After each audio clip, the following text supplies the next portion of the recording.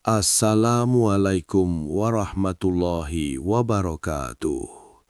Selamat datang di channel Mbah Sasmita. Tidak semua penglaris boleh diucapkan terang-terangan.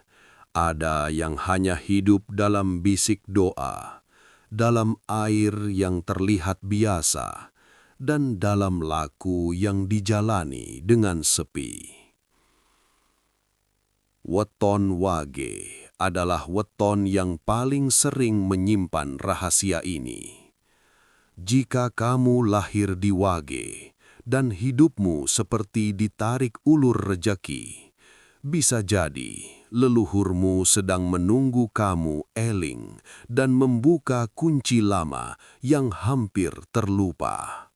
Dalam hitungan primbon tua yang jarang dibuka sembarang orang, weton Wage disebut sebagai weton penyimpan daya halus. Daya ini tidak terlihat, tidak berisik, dan tidak suka menonjol, namun bekerja pelan dan pasti. Orang-orang yang lahir di weton Wage sering menjalani hidup dengan rasa biasa saja, seolah tidak membawa keistimewaan apapun. Padahal menurut pitutur leluhur, justru disitulah letak kekuatannya.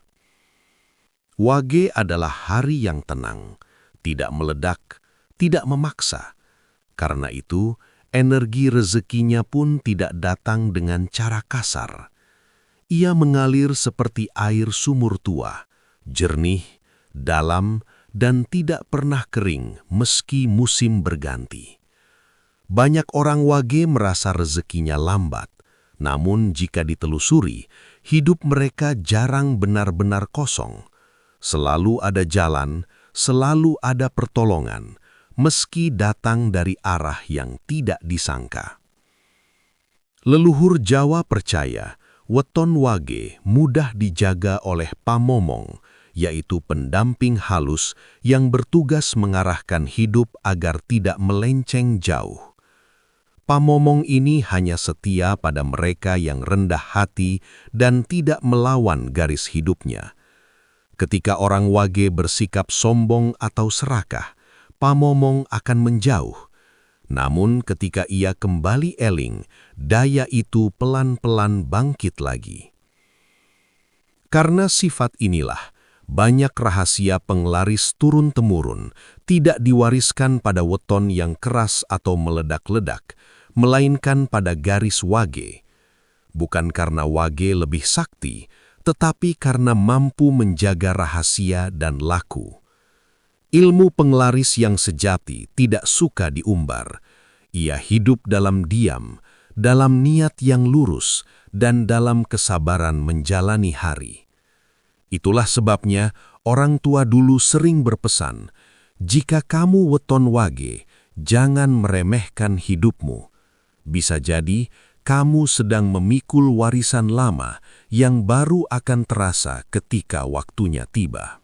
Daya halus tersimpan pada weton Wage itu tidak pernah bekerja sendirian. Ia bergerak pelan, mengikuti irama niat dan laku pemiliknya. Leluhur Jawa tidak pernah menyebutnya sebagai kekuatan besar, melainkan sebagai pamomong rejeki, penjaga halus yang menyertai sejak lahir. Pamomong ini bukan untuk ditakuti, tetapi untuk dirawat dengan sikap hidup yang benar. Pamomong rejeki tidak tertarik pada teriakan, mantra keras, atau ritual berlebihan. Ia mendekat justru pada keheningan. Pada orang Wage yang sabar, jujur, dan tidak meremehkan rejeki kecil, pamomong akan bekerja tanpa diminta. Tiba-tiba dagangan lebih sering dicari, usaha menemukan jalannya sendiri, dan pertolongan datang di saat yang tepat. Semua terasa wajar, namun jika disadari, ada keteraturan yang sulit dijelaskan dengan logika biasa. Penglaris dalam ajaran Jawa lama bukanlah alat untuk menarik pembeli secara paksa. Penglaris adalah cara untuk membangunkan pamomong agar kembali menjalankan tugasnya. Ketika Pamomong bangun, aura pemilik usaha berubah. Wajahnya lebih teduh, ucapannya lebih diterima, dan kehadirannya membuat orang lain merasa nyaman. Dari rasa nyaman itulah rezeki mengalir. Namun Pamomong juga sangat peka terhadap niat. Sekali hati dipenuhi iri, dengki, atau keinginan menjatuhkan usaha orang lain, Pamomong akan menjauh tanpa tanda. Saat itulah orang Wage sering merasa usahanya ramai, tapi hasilnya kosong. Kerja keras tak sebanding dengan pemasukan, atau rejeki cepat datang lalu cepat hilang. Karena itu, leluhur selalu menekankan satu hal penting. Sebelum menjalankan penglaris apapun, bersihkan dulu batin. Luruskan niat, terima jalan hidup, dan rawat kesabaran. Jika batin sudah selaras, penglaris bukan lagi sesuatu yang dicari, melainkan sesuatu yang hidup dengan sendirinya. Ketika batin mulai dibersihkan dan niat kembali diluruskan, para leluhur Jawa tidak menyarankan laku yang rumit. Justru disitulah keistimewaan ajaran lama itu bekerja. Pamomong rejeki yang sudah mulai mendekat tidak membutuhkan persembahan besar, melainkan tanda kesungguhan yang sederhana namun penuh makna. Dari sinilah laku halus mulai diperkenalkan. Laku yang sering diremehkan orang zaman sekarang. Air cucian beras adalah salah satunya. Beras bukan sekedar bahan makanan, melainkan lambang kehidupan. Dalam kepercayaan Jawa, beras adalah titipan Dewi Sri, sumber sandang dan pangan. Maka air pertama yang menyentuh beras dipercaya masih membawa getaran asal-usul rejeki. Air ini tidak digunakan sembarangan. Ia diperlakukan dengan hormat, dengan niat yang bersih, dan dengan doa yang hanya diucapkan di dalam hati. Saat mencuci beras, orang tua dulu mengajarkan agar tidak tergesa-gesa. Air pertama ditampung, lalu didiamkan sejenak. Dalam diam itulah niat disematkan, bukan meminta kekayaan berlebihan, melainkan kelancaran, kecukupan, dan keberkahan. Air ini kemudian digunakan untuk membasuh tangan sebelum membuka usaha, membasuh wajah di pagi hari, atau dipercikan perlahan di depan pintu tempat mencari rejeki. Pamomong rejeki sangat peka terhadap laku semacam ini. Bukan karena airnya yang istimewa, tetapi karena kesadaran batin pemiliknya. Setiap percikan adalah pengingat agar tidak serakah, agar jujur dalam usaha, dan agar tidak meremehkan pembeli sekecil apapun. Ketika laku ini dilakukan dengan rutin dan tidak dipamerkan, aura pelakunya berubah pelan-pelan. Banyak orang Wage merasakan, setelah menjalani laku ini, usaha mereka tidak selalu langsung ramai. Namun yang datang adalah pelanggan yang cocok, rejeki yang bertahan, dan jalan keluar saat kesulitan. Itulah tanda bahwa Pamomong tidak sekedar lewat, melainkan mulai menetap dan bekerja dengan tenang. Ketika laku sederhana itu dijalani dengan tekun, perlahan akan muncul rasa peka di dalam diri. Bukan rasa bangga, melainkan rasa awas terhadap gerak batin sendiri. Di titik inilah, leluhur Jawa mulai mengajarkan laku yang lebih dalam, bukan untuk mempercepat rezeki, tetapi untuk membuka lawang yang selama ini tertutup oleh kebisingan hati. Puasa pembuka rezeki bagi weton Wage tidak dilakukan dengan keras atau diumumkan ke siapapun. Puasa ini adalah puasa sepi, dijalani tanpa tuntutan hasil. Biasanya dilakukan pada hari kelahiran weton Wage saat getaran lahir dan batin dianggap sejajar. Niatnya bukan menantang semesta, melainkan membersihkan diri dari rasa kurang yang sering tidak disadari. Selama puasa, orang tua dulu berpesan agar menjaga ucapan dan pikiran, tidak mengeluh, tidak memaki keadaan, dan tidak membandingkan rezeki diri sendiri dengan orang lain. Dalam keheningan itulah, Pamomong rezeki dipercaya turun mendekat, bukan membawa harta, tetapi membawa kejelasan jalan.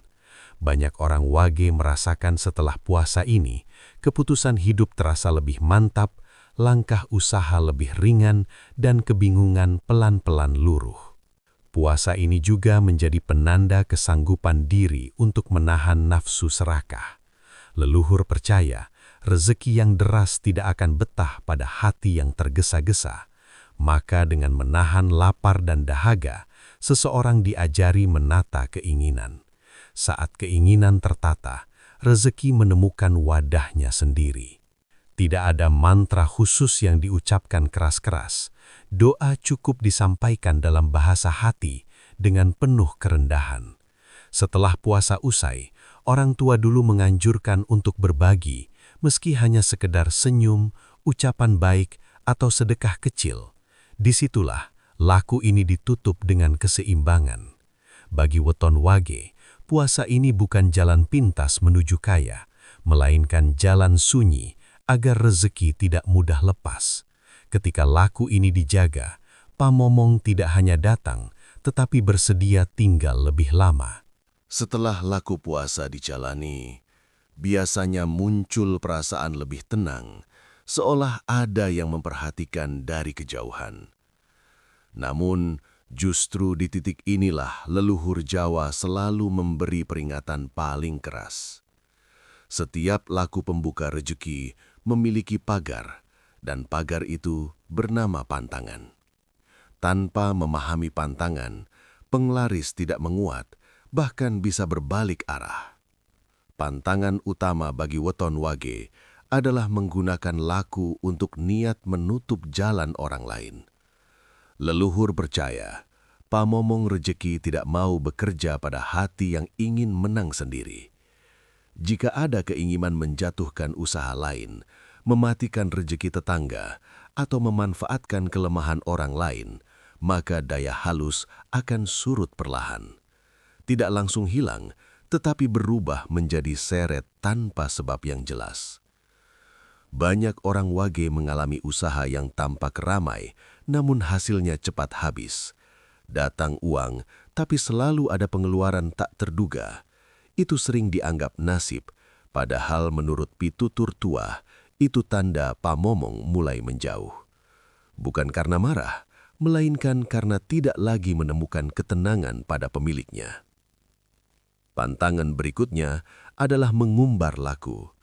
Penglaris turun-temurun tidak suka dipamerkan atau dijadikan bahan kesombongan. Ketika seseorang mulai merasa paling tahu, paling sakti, atau paling benar, saat itulah pagar halus mulai retak. Leluhur mengajarkan, ilmu yang hidup adalah ilmu yang disimpan dalam sikap, bukan dalam cerita. Ada pula larangan meremehkan rejeki kecil.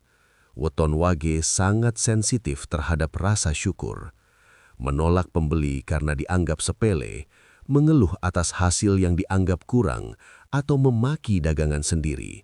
Semua itu perlahan menutup pintu yang sudah terbuka. Karena itu, setelah menjalani laku, yang paling penting justru menjaga keseharian. Jujur dalam timbangan, ringan dalam senyum, dan lapang dalam berbagi. Jika pantangan dijaga, penglaris tidak akan menjadi beban, melainkan berubah menjadi perlindungan. Rezeki mungkin tidak melonjak, tetapi selalu cukup dan jarang benar-benar hilang. Itulah tanda bahwa pamomong masih setia berjalan di belakangmu.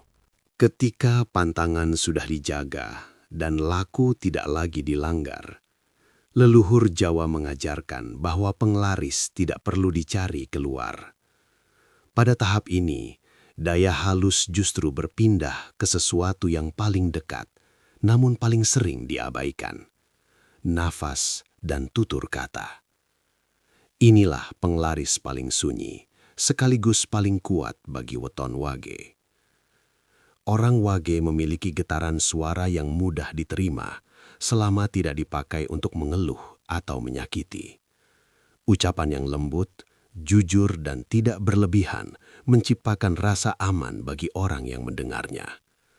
Rasa aman inilah yang diam-diam menarik rezeki.